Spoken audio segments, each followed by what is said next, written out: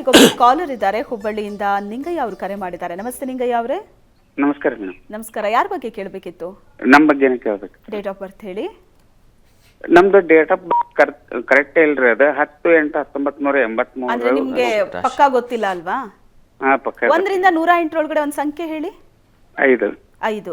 Okay. ರಾಶಿ ನಕ್ಷತ್ರ ಏನಾದ್ರು ಗೊತ್ತಾ ನಿಮ್ಗೆ? ಸಿಂಹ ರಾಶಿ ಅಂತ ಹೇಳ್ತಾರೆ. ಸಿಂಹ ರಾಶಿ ಅಂತ. ಓಕೆ. ಏನ್ ಪ್ರಶ್ನೆ ಮಾತಾಡಿ ಶಾಸ್ತ್ರಿಗಳ ಹತ್ರ. ನಿಂಗಯ್ಯವರೇ ನಮಸ್ಕಾರ. ನಮಸ್ಕಾರ. ನಮಸ್ಕಾರ. ಏನು ತಮ್ಮ ಪ್ರಶ್ನೆ? ಸರ್, ಏನ್ ಬಿಸ್ನೆಸ್ ಮಾಡಿದ್ರೆ ಚಲೋ ಆಗ್ತಾ ಇಲ್ಲ. ನಮ್ಮ ಹೋಟೆಲ್ ಎಲ್ಲ ಇದ್ದವು, ಬಂದ ಅದು ಎಲ್ಲ ನಡುವ. ನೋಡಿ, ನಿಮ್ಮ ವಸ್ತುತಃ ನಿಮ್ಮ ಹೆಸರನ್ನು ನೋಡಿದ್ರೆ ನಿಂಗಯ್ಯ ಅನ್ನೋ ಹೆಸರಿಗೆ ಅದು ವೃಶ್ಚಿಕ ರಾಶಿ ಬರುತ್ತೆ. ನೀವು ಸಿಂಹ ರಾಶಿ ಹೇಳ್ತಾ ಇದ್ದೀರಾ. ಈಗ ಸಂಖ್ಯೆ ಪ್ರಕಾರ ನೋಡೋಣ. ಎರಡಕ್ಕೂ ಗೊಂದಲ ಇರೋದ್ರಿಂದ ನೀವೊಂದು ಸಂಖ್ಯೆ ಹೇಳಿದ್ದೀರಾ 5 ಅಂತ. ಅದು ಮೇಷರಾಶಿಯನ್ನು ಸೂಚಿಸುತ್ತೆ. ಮೇಷರಾಶಿಯ ಅಧಿಪತಿ ಈಗ ಸ್ವಲ್ಪ ಬಲಹೀನನಾಗಿದ್ದಾನೆ. ಈ ಹಿಂದೆ ಕೂಡ ಒಂದು ಪ್ರಶ್ನೆ ಅದೇ ಬಂದಿತ್ತು. ಇದೇನಾಗುತ್ತೆ, ಕಿರಿಕಿರಿಗಳನ್ನು ಸೂಚಿಸುತ್ತೆ, ಅಚಾನಕ್ಕಾದ ತೊಂದರೆಗಳನ್ನು ಸೂಚಿಸುತ್ತೆ. ತೃತೀಯ ಸ್ಥಾನ ದುಶ್ಚಿಕ್ಯ ಸ್ಥಾನ ಅಂತ. ಅಂತಹ ಸ್ಥಾನದಲ್ಲಿರುವಾಗ ನರಸಿಂಹನ ಪ್ರಾರ್ಥನೆ ಮಾಡಬೇಕು ಅಂತ ಇದೆ. ಹೀಗಾಗಿ ಹತ್ತಿರದಲ್ಲಿ ಯಾವುದಾದ್ರು ನರಸಿಂಹ ಸನ್ನಿಧಾನ ಇದ್ದರೆ ತಾವು ಪ್ರತಿ ಮಂಗಳವಾರ ನರಸಿಂಹನಿಗೆ ಒಂದು 6 ತಿಂಗಳುಗಳ ಕಾಲ ಪಂಚಾಮೃತ ಸೇವೆ ಮಾಡಿಸಿ, ಒಂದು ತುಳಸಿ ಅರ್ಚನೆ ಮಾಡಿಸಿ, ಶ್ರದ್ಧೆಯಿಂದ ಮಾಡಿ. ನರಸಿಂಹನಿಗೆ ಆ ಆರಾಧನೆಗೆ ಅಂತಃಪ್ರಜ್ಞೆ ಜಾಗೃತವಾಗುತ್ತೆ. ಅವನು ಕಂಬದಿಂದ ಒಡಮೂಡಿ ಬಂದಿರತಕ್ಕಂಥವನು.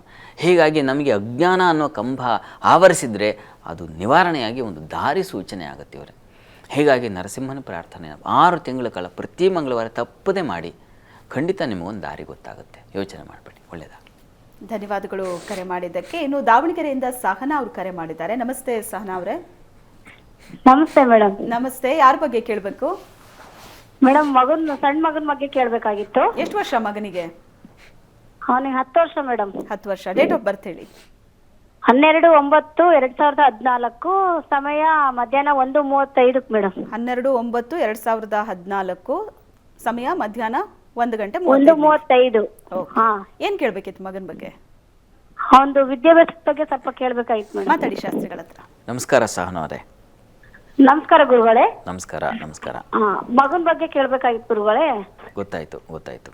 ನೋಡಿ, ಈಗ ಇವರಿಗೆ ತುಂಬ ಚೆನ್ನಾಗಿದೆ. ಇವರೇ ಕರ್ಮಸ್ಥಾನದಲ್ಲಿ, ಅಂದರೆ ಬುಧನ ದೃಷ್ಟಿ ಚತುರ್ಥಕ್ಕಿದ್ರೆ ತುಂಬ ಒಳ್ಳೆಯದು ಅಂತ. ಮತ್ತು ಗುರುವು ಉಚ್ಚಸ್ಥಾನದಲ್ಲಿದ್ದಾನೆ, ಆದರೆ ಅಷ್ಟಮ ಸ್ಥಾನ ಇರಲಿ. ಒಂದು ಸಣ್ಣ ತೊಡಕಿದೆ. ಏನಪ್ಪ ಅಂದರೆ ಕೇತು ಇರ್ತಕ್ಕಂಥದ್ದು ಚತುರ್ಥದಲ್ಲಿ. ಇದರ ನಿವಾರಣೆಗೆ ನೀವು ನೋಡಿ, ಹತ್ತಿರದಲ್ಲಿ ಯಾವುದಾದ್ರು ಗಣಪತಿ ಸನ್ನಿಧಾನ ಇದ್ದರೆ ಗಣಪತಿಗೆ ಪ್ರತಿ ಮಂಗಳವಾರ ನಿಮ್ಮ ಮಗುವಿನ ಕೈಯಲ್ಲಿ ಗರಿಕೆ ತಗೊಂಡು ಹೋಗಿ ಕೊಡಿಸಿ. ಪ್ರತಿ ಮಂಗಳವಾರ ಒಂದು ವಿದ್ಯಾಭ್ಯಾಸ ಮುಗಿಯುವವರೆಗೆ ಇದು ಮಾಡಿದ್ರೆ ತುಂಬ ಅನುಕೂಲ ಆಗುತ್ತೆ. ಮುಂದೆಲ್ಲ ತುಂಬ ಚೆನ್ನಾಗಿದೆ. ಹೈಯರ್ ಸ್ಟಡೀಸ್ ಬರೋಷ್ಟೊತ್ತಿಗೆ ಇವ್ರ ದಾರಿನೇ ಬದಲಾಗಿಬಿಡುತ್ತೆ. ತುಂಬ ಚೆನ್ನಾಗಿದೆ. ಒಳ್ಳೆ ಹೆಸರು ಮಾಡ್ತಾರೆ, ಒಳ್ಳೆ ಕೆಲಸಕ್ಕೆ ಸೇರಿಕೊಳ್ತಾರೆ. ತುಂಬ ಚೆನ್ನಾಗಿದೆ. ಆತಂಕ ಬೇಡ. ಗಣಪತಿಗೆ ಗರಿಕೆ ಕೊಡಲಿ. ಆ ಗರಿಕೆ ಟಿಸಿಲಾಗಿ ಒಡೆಯುತ್ತದು. ಹಾಗೆ ಶಾಖೆಯಾಗಿ ನಮ್ಮ ಬುದ್ಧಿ ಬಲಿಯಲಿ ಬೆಳೆಯಲಿ ಅಂತ ಅದರ ಅರ್ಥ. ಹೀಗಾಗಿ ಅದನ್ನು ತೊಗೊಂಡು ಹೋಗಿ ಕೊಡೋಕ್ಕೆ ಹೇಳಿ. ಅನುಕೂಲ ಆಗುತ್ತೆ. ಒಳ್ಳೆಯದಾಗಲಿ. ಇನ್ನು ಮಂಡ್ಯದಿಂದ ನಾಗರಾಜ್ ಅವರು ಕರೆ ಮಾಡಿದ್ದಾರೆ. ನಮಸ್ತೆ ನಾಗರಾಜ್ ಅವರೇ. ನಮಸ್ಕಾರ ಮೇಡಮ್. ನಮಸ್ಕಾರ. ಯಾರ ಬಗ್ಗೆ ಕೇಳಬೇಕಿತ್ತು? ನನ್ನ ಮಗನ ಕೇಳಬೇಕಾಗಿತ್ತು ಮೇಡಮ್. ಧನುಷ್ ಅಂತ. ಓಕೆ. ಅವ್ರದ್ದು ಡೇಟ್ ಆಫ್ ಬರ್ತ್ ಹೇಳಿ. 29/7/1990. 29/7/1990. ಟೈಮ್? ಹೌದು. ಏನ್ ಮೇಡಮ್? ಟೈಮು, ಹುಟ್ಟಿದ ಟೈಮಿಂಗ್ಸ್ ಗೊತ್ತಿಲ್ಲ ಮೇಡಮ್. ಓ, ಟೈಮ್ ಗೊತ್ತಿಲ್ವಾ? ರಾಶಿ ನಕ್ಷತ್ರ ಏನಾದ್ರು ಗೊತ್ತಾ? ಧನುಷ್ ರಾಶಿ ಮೇಡಮ್. ಧನು ರಾಶಿ. 1ರಿಂದ 108 ಒಳಗಡೆ ಒಂದು ಸಂಖ್ಯೆ ಹೇಳಿ ಸರ್. 58 ಮೇಡಮ್. 58. ಮಾತಾಡಿ ಶಾಸ್ತ್ರಿಗಳ ಹತ್ರ. ಏನ್ ಕೇಳಬೇಕಿತ್ತು ಮಗನ ಬಗ್ಗೆ ಪ್ರಶ್ನೆ? ನಮಸ್ಕಾರ ನಾಗರಾಜ್ ಅವರೇ. ನಮಸ್ಕಾರ ಗುರೂಜಿ. ನಮಸ್ಕಾರ. ನನ್ನ ಮಗಂದು ಆರೋಗ್ಯ ಮತ್ತು ಅವನ ಉದ್ಯೋಗದ ಬಗ್ಗೆ ಕೇಳಬೇಕಾಗಿತ್ತು ಗುರೂಜಿ. ಸರಿ. ನೋಡಿ, ನೀವು ಡೇಟ್ ಆಫ್ ಬರ್ತ್ ಕೊಟ್ರಲ್ಲ, ಸರಿ ಇದೆಯಾ? ಸರಿ ಇದೆ ಗುರೂಜಿ. 29/7/90. ಹೌದು ಗುರೂಜಿ. ಆದರೆ ಅದಕ್ಕೆ ಚಿತ್ತಾ ನಕ್ಷತ್ರ ಬರುತ್ತೆ. ಚಿತ್ರಾ ನಕ್ಷತ್ರ ಅಥವಾ ಚಿತ್ತ ಅಂತಲೂ ಕರೀತಾರೆ. ಅದು ತುಲಾ ರಾಶಿ ಆಗುತ್ತೆ. ಹೀಗಾಗಿ ನೀವು ಹೇಳಿದ ಸಂಖ್ಯೆ ಕೂಡ ಅದು ತುಲಾ ರಾಶಿಯನ್ನೇ ಸೇರುತ್ತೆ. ಇರಲಿ. ಎರಡೂ ಆಗಿರೋದ್ರಿಂದ ಬಲ ಇರೋದ್ರಿಂದ ತುಲಾ ರಾಶಿಯನ್ನೇ ಗಮನಿಸೋಣ.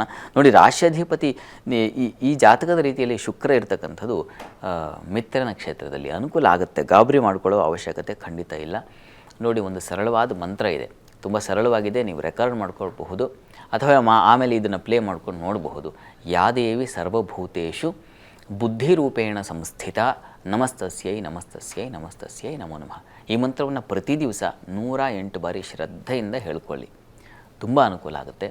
ಆರೋಗ್ಯದ ದೃಷ್ಟಿಯಿಂದ ದುರ್ಗಾ ಕವಚ ಅಂತ ಇದೆ, ಅದನ್ನು ಕೇಳಿಸ್ಕೊಳ್ಳಿ. ಇವೆರಡು ತುಂಬ ಅನುಕೂಲ ಆಗುತ್ತೆ, ಸಹಾಯವಾಗುತ್ತೆ. ಮಾಡಿ ನೋಡಿ, ಒಳ್ಳೆಯದಾಗಲಿ. ಧನ್ಯವಾದಗಳು ಕರೆ ಮಾಡಿದ್ದಕ್ಕೆ. ಈಗ ಮುಂದಿನ 3 ರಾಶಿಗಳ ಇಡೀ ವಾರದ ಫಲಾಫಲ ಹೇಗಿದೆ ಅಂತ ಶಾಸ್ತ್ರಿಗಳು ತಿಳಿಸ್ಕೊಡ್ತಾರೆ. ಶಾಸ್ತ್ರಿಗಳು ತುಲಾರಾಶಿನ ಗಮನಿಸೋಣ. ತುಲಾರಾಶಿಯವರಿಗೆ ವಾರದ ಆದಿಯಲ್ಲಿ ನಿಮಗೆ ಮಾನಸಿಕವಾಗಿ ಸ್ವಲ್ಪ ಕೂಗ್ತೀರಾ, ಆರೋಗ್ಯ ಕ್ಷೀಣವಾಗುತ್ತೆ, ವೃತ್ತಿಯಲ್ಲಿ ಅಸಮಾಧಾನ ಇದೆ, ಸಂಗಾತಿಯಿಂದ ಸ್ವಲ್ಪ ಮಟ್ಟಿಗೆ ಸಹಕಾರ ಪರವಾಗಿಲ್ಲ. ಅದೊಂದು ವಿಚಾರ ಬಿಟ್ಟರೆ ಉಳಿದ ಹಾಗೆ ಚಂದ್ರನಿಗೆ ರಾಹು ಯುತಿಯಾದಾಗ ಏನಾಗುತ್ತೆ, ಸಾಮಾನ್ಯವಾಗಿ ಯೋಚನೆ ಚಿಂತಾಕ್ರಾಂತರಾಗಿಬಿಡ್ತೀರ, ಸಣ್ಣದು ತುಂಬ ಭಾರ ಮಾಡ್ಕೊಂಡ್ಬಿಡ್ತೀರ.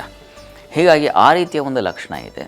ಅದನ್ನು ಸ್ವಲ್ಪ ನೀವು ನಿಭಾಯಿಸೋದು ಹೇಗೆ, ನಾವೇ ಅದನ್ನು, ಈಗ ನಮಗೆ ಬಂದಿರತಕ್ಕಂತಹ ಕಾಯಿಲೆಯನ್ನು ನಾವೇ ನಿವಾರಿಸ್ಕೋಬೇಕು, ನಾವೇ ಮಾತ್ರೆ ತಗೋಬೇಕು, ನಾವೇ ಊಟ ಮಾಡಬೇಕು, ನಾವೇ ಎದ್ದು ನಿಲ್ಲಬೇಕು. ಆ ರೀತಿಯಲ್ಲಿ ನೀವು ಯಾದೇವಿ ಸರ್ವಭೂತೇಶು ಶಾಂತಿ ರೂಪೇಣ ಸಂಸ್ಥಿತ ಶಕ್ತಿ ರೂಪೇಣ ಸಂಸ್ಥಿತ ಇಂತಹ ಮಂತ್ರಗಳನ್ನು ಹೇಳ್ಕೊಳ್ಳೋದ್ರಿಂದ ಒಂದು ಸಲ ಕೊಡವೆ ಎದ್ದೇಳ್ತಾರೆ.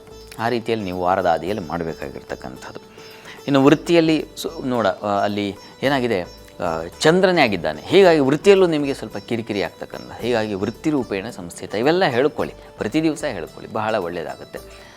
ವಾರದ ಅಂತ್ಯಭಾಗದಲ್ಲಿ ನೋಡಿಕೊಂಡ್ರೆ ಸ್ವಲ್ಪ ಮಟ್ಟಿಗೆ ಮಾಂದ್ಯ ಕಾರಣದಿಂದಾಗಿ ಸ್ವಲ್ಪ ಬುದ್ಧಿ ವ್ಯತ್ಯಾಸ ಮಾಡ್ಕೊಳ್ತೀರಾ, ಶತ್ರುಗಳ ಬಾಧೆ ಕಾಡುತ್ತೆ, ದೇಹಕ್ಕೆ ಪೆಟ್ಟು ಬೀಳ್ತಕ್ಕಂಥ ಸಾಧ್ಯತೆ, ತರಚೋದು, ಈ ಥರದ್ದೆಲ್ಲ ಇದೆ. ಆದರೆ ಒಂದು ಒಳ್ಳೆಯ ಮಾರ್ಗದರ್ಶನವೂ ಇದೆ. ಒಳ್ಳೆಯ ಸಾಧು ಸಂತರ ಭೇಟಿಯಾಗ್ತಕ್ಕಂಥದ್ದಾಗಬಹುದು, ಅಥವಾ ನಿಮಗೆ ಸಜ್ಜನರ ಮಾರ್ಗದರ್ಶನ ಆಗಬಹುದು, ಕ್ಷೇತ್ರ ದರ್ಶನ ಆಗಬಹುದು. ಇಂಥವುಗಳಿಂದ ಕೂಡ ಒಂದು ಮನಸ್ಸಿಗೆ ಸಮಾಧಾನ ಸಿಗುತ್ತೆ. ಆ ರೀತಿಯಲ್ಲಿ ವಾರದ ಅಂತ್ಯದಲ್ಲಿ ನಿಮಗೆ ಅನುಕೂಲ ಆಗುತ್ತೆ, ಗಾಬರಿ ಮಾಡ್ಕೋಬೇಡಿ. ಇದಕ್ಕೆ ಪರಿಹಾರ ಏನಪ್ಪ ಅಂದರೆ, ತುಲಾರಾಶಿಯವರಿಗೆ ದುರ್ಗಾ ಸನ್ನಿಧಾನಕ್ಕೆ ಸ್ವಲ್ಪ ಮೊಸರು ದಾನ ಮಾಡಿ, ಅದು ತುಂಬ ತುಂಬ ಸಹಾಯವಾಗುತ್ತೆ, ಮಾಡಿ ನೋಡಿ. ಇನ್ನು ವೃಶ್ಚಿಕ ರಾಶಿಯವರಿಗೆ ವಾರದ ಆದಿಯಲ್ಲಿ ಸ್ವಲ್ಪ ಉದರ ಬಾಧೆ ಮತ್ತು ಸ್ವಲ್ಪ ಮಟ್ಟಿಗೆ ಬುದ್ಧಿ ಸ್ವಲ್ಪ ವ್ಯತ್ಯಾಸ ಆಗ್ತಕ್ಕಂಥದ್ದು, ನಷ್ಟ, ಕಷ್ಟ, ವ್ಯಥೆ, ಸೋಲು ಈ ಥರದ್ದೆಲ್ಲ ಇದೆ. ಸ್ತ್ರೀಯರಿಗೆ ಮಕ್ಕಳಿಂದ ವ್ಯಥೆ ಈ ಥರದ್ದೆಲ್ಲ ಇದೆ. ವೃತ್ತಿಯಲ್ಲಿ ಸ್ವಲ್ಪ ಮಟ್ಟಿಗೆ ಪರವಾಗಿಲ್ಲ, ಅನುಕೂಲದ ಲಕ್ಷಣ ಕಾಣ್ತೀರ. ಹೀಗಾಗಿ ಸೋಲು, ಅವಮಾನ, ವ್ಯಥೆ, ನಷ್ಟ ಇರೋದರಿಂದ ನೀವು ಹೆಚ್ಚು ಭಾಗವಹಿಸಬೇಡಿ. ಯಾವುದಾದ್ರು ಚರ್ಚೆಗಳಿದ್ದರೆ ಸ್ವಲ್ಪ ಹಿಂದೆ ಉಳಿತಕ್ಕಂಥದ್ದು ಭಾಳ ಒಳ್ಳೆಯದು. ಯಾವುದಾದ್ರು ಆಗಬಹುದು, ಒಂದು ವಾಟ್ಸಪ್ ಗ್ರೂಪ್ಗಳಲ್ಲೇ ದೊಡ್ಡ ಚರ್ಚೆ ರಗಳೆ ಶುರುವಾಗ್ಬಿಡುತ್ತೆ. ತಟಸ್ಥವಾಗಿರೋದು ಬಹಳ ಒಳ್ಳೆಯದು ವಾರದ ಆದಿಯಲ್ಲಿ. ಇನ್ನು ವಾರದ ಅಂತ್ಯಭಾಗದಲ್ಲಿ ಗಮನಿಸ್ಕೊಂಡ್ರೆ ವೃಶ್ಚಿಕ ರಾಶಿಯವರಿಗೆ ತುಂಬ ಚೆನ್ನಾಗಿದೆ. ಗಜಕೇಸರಿ ಯೋಗ ಪ್ರಾರಂಭವಾಗುತ್ತೆ, ಸಂಗಾತಿಯಿಂದ ಸಹಕಾರ, ವ್ಯಾಪಾರದಲ್ಲಿ ಅನುಕೂಲ. ನಿಮ್ಮ ಕಾನ್ಸಂಟ್ರೇಷನ್ ಎಲ್ಲ ಈ ಕಡೆ ತಿರುಗುತ್ತೆ, ವ್ಯಾಪಾರದ ಕಡೆಗೆ ನೋಡೋಣ, ನನ್ನ ಏಳಿಗೆ ನೋಡೋಣ, ಆ ಥರದ್ದು ಒಂದು ಅನುಕೂಲ ಉಂಟಾಗ್ತಾ ಹೋಗುತ್ತೆ. ಚೆನ್ನಾಗಿದೆ. ಗುರುಚಂದ್ರ ಯುತಿ ನಿಮಗೆ ದೈವಾನುಕೂಲವನ್ನು ಸೂಚಿಸುತ್ತೆ. ಹೀಗಾಗಿ ದೈವ ಸಹಕಾರ ಆಗ್ತಕ್ಕಂಥದ್ದು, ವೃತ್ತಿಯಲ್ಲಿ ಸಹಕಾರಗಳು ಸಿಗ್ತಕ್ಕಂಥದ್ದು ಇದೆಲ್ಲ ಇದೆ. ಆರೋಗ್ಯದಲ್ಲಿ ಸ್ವಲ್ಪ ಏರುಪೇರಾಗೋ ಸಾಧ್ಯತೆ ಇದೆ, ಗಾಬರಿ ಬೇಡ, ಹೆಚ್ಚಿನ ತೊಡಕೆಯೂ ಇಲ್ಲ, ಧೈರ್ಯವಾಗಿ ಇರಬಹುದು. ವಾರದ ಆದಿ ಮಾತ್ರ ಸ್ವಲ್ಪ ಕಿರಿಕಿರಿಯಾಗಿರ್ತದೆ. ಅದಕ್ಕೆ ಪರಿಹಾರ ಏನಪ್ಪ ಅಂತಂದರೆ, ದುರ್ಗಾ ಸನ್ನಿಧಾನದಲ್ಲಿ ಒಂದು ಅಭಿಷೇಕ ಮಾಡಿಸಿ, ಅಭಿಷೇಕವನ್ನು ನೀವು ನೋಡಿ, ಕಣ್ಣು ಮನಸ್ಸಿನಲ್ಲಿ ನೋಡಬೇಕು ಅವುಗಳನ್ನು, ಅದನ್ನು ಹಾಗೆ ಪ್ರಸಾದ, ತೀರ್ಥ ಇವುಗಳನ್ನು ಸ್ವೀಕರಿಸಿ, ಇದು ತುಂಬ ಸಹಾಯವಾಗುತ್ತೆ. ಇನ್ನು ಧನುರಾಶಿ ಗಮನಿಸೋಣ. ಧನುರಾಶಿಯವರಿಗೆ ವಾರದ ಆದಿಯಲ್ಲಿ ಪ್ರಯಾಣದಲ್ಲಿ ಸ್ವಲ್ಪ ಹುಷಾರು, ಬಂಧು ಮಿತ್ರರ ಜೊತೆಗೆ ಸ್ವಲ್ಪ ಹುಷಾರಾಗಿರಿ. ವೃತ್ತಿಯಲ್ಲಿ ಸ್ವಲ್ಪ ಹಣಕಾಸು, ಅಲ್ಲೇನಾಗುತ್ತೆ, ಕರ್ಮಾಧಿಪತಿ ಧನಸ್ಥಾನದಲ್ಲಿ ಇರೋದ್ರಿಂದ ಹಣಕಾಸಿನ ಅನುಕೂಲ ಉಂಟಾಗುತ್ತೆ, ಯೋಚನೆ ಮಾಡಬೇಡಿ. ಮತ್ತು ಜೊತೆಗೆ ಸಂಗಾತಿಯಲ್ಲಿ ಸ್ವಲ್ಪ ಮನಸ್ತಾಪಗಳು, ಭಿನ್ನಾಭಿಪ್ರಾಯಗಳು ಬರ್ತಕ್ಕಂಥದ್ದು ಈ ಥರದ್ದೆಲ್ಲ ಇದೆ. ಮಕ್ಕಳಿಂದ ಸ್ವಲ್ಪ ಮಟ್ಟಿಗೆ ಅನುಕೂಲ ಸಿಗುತ್ತೆ. ವಾರದ ಆದಿಯಲ್ಲಿ ನೋಡಿ, ಚಂದ್ರ ಬುದ್ಧಿಸ್ಥಾನದಲ್ಲಿದ್ದಾಗ ಆಲೋಚನಾ ಶಕ್ತಿ ಹೆಚ್ಚುತ್ತೆ. ಹೀಗಾಗಿ ತೊಡಕನ್ನು ಬಿಡಿಸ್ಕೊಳ್ಳೋದು ಹೇಗೆ ಅದು ನಿಮಗೆ ಅರ್ಥ ಆಗ್ತಾ ಹೋಗುತ್ತೆ. ಅಂಥದ್ದೊಂದು ಶುಭ ಫಲ ಖಂಡಿತ ಇದೆ. ಹೈಯರ್ ಸ್ಟಡೀಸ್ ಮಾಡೋರಿಗೆ ತುಂಬ ಚೆನ್ನಾಗಿದೆ, ಹೀಗಾಗಿ ಆತಂಕ ಬೇಡ. ಇನ್ನು ವಾರದ ಅಂತ್ಯಭಾಗದಲ್ಲಿ ಗಮನಿಸ್ಕೊಂಡ್ರೆ ಸ್ವಲ್ಪ ಮಟ್ಟಿಗೆ ಸಂಗಾತಿಯಲ್ಲಿ ಒಂದು ಸಮಾಧಾನ ಸಿಗಲಿಕ್ಕೆ ಅಲ್ಲಿ ಚಂದ್ರ ಒಟ್ಟಾಗ್ತಾನೆ, ಹೀಗಾಗಿ ಶಶಿಮಂಗಳ ಯೋಗ ಏರ್ಪಾಡಾಗುತ್ತೆ. ವ್ಯಾಪಾರಗಳಿಗೆ ತುಂಬ ಚೆನ್ನಾಗಿದೆ, ಅದರಲ್ಲೂ ಫುಡ್ ಇಂಡಸ್ಟ್ರಿ ಅಂತೀವಲ್ಲ, ಹೋಟೆಲ್ ಬಿಸ್ನೆಸ್ ಇಂಥ ಕ್ಷೇತ್ರದವರಿಗೆ ತುಂಬ ಚೆನ್ನಾಗಿದೆ, ಹೆಚ್ಚಿನ ಅನುಕೂಲ ಆಗಲಿಕ್ಕೆ ಅವಕಾಶಗಳಿದ್ದಾವೆ. ಮತ್ತು ವೃತ್ತಿಯಲ್ಲಿ ಅನುಕೂಲ, ಸೇವಕರು, ಸಹಾಯಕರಿಂದ ಸಣ್ಣ ಪುಟ್ಟ ತೊಡಕುಗಳಿದ್ದಾವೆ. ಹೇಳಿದ ಕೆಲಸ ಮಾಡಲ್ಲ, ಅದು ನಿಮಗೆ ಕಿರಿಕಿರಿ ಆಗುತ್ತೆ, ಅದರಿಂದ ದೊಡ್ಡ ಜಗಳ ಈ ಥರದ್ದೆಲ್ಲ ಆಗೋ ಸಾಧ್ಯತೆ ಇದೆ. ವಾರದ ಅಂತ್ಯದಲ್ಲಿ ಶನಿವಾರದ ವೇಳೆಗೆ ಸ್ವಲ್ಪ ಪ್ರಮಾಣದಲ್ಲಿದೆ, ಹೀಗಾಗಿ ಗಾಬರಿ ಬೇಡ. ಇದಕ್ಕೆ ಪರಿಹಾರ ಏನಪ್ಪ ಅಂತಂದರೆ ನೋಡಿ, ಸುಬ್ರಹ್ಮಣ್ಯ ಸನ್ನಿಧಾನದಲ್ಲಿ ಒಂದು ಪಂಚಾಮೃತ ಸೇವೆ ಮಾಡಿಸಿ, ಪ್ರಸಾದ ತಗೊಳ್ಳಿ, ಅದು ತುಂಬ ಸಹಾಯವಾಗುತ್ತೆ.